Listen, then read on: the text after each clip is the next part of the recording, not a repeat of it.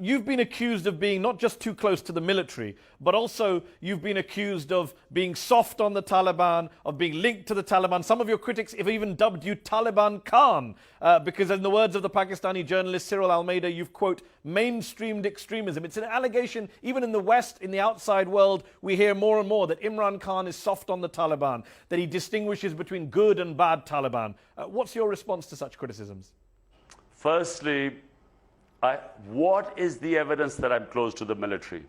When General Musharraf was in power, when we had General Musharraf, a military dictator in power, I was the only leader, political leader who was sent to jail. I was his biggest opponent.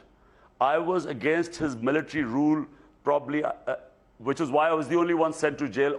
All the rest were house arrested. Now, second, Taliban.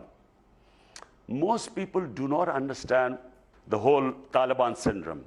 The phenomena of Taliban has to be understood that there were no militant Taliban in Pakistan when 9/11 took place. There were no militant Taliban in Pakistan right up till 2004.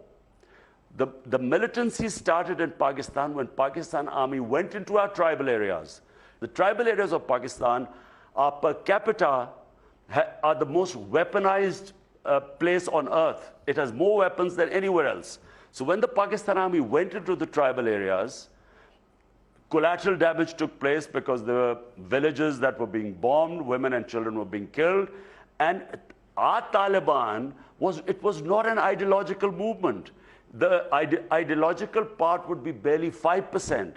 Basically, it was a reaction of Pakistan Army perceived to be going into the tribal areas on behest of the Americans, supposedly to flush Al-Qaeda, which had come in from Afghanistan after Tora Bora.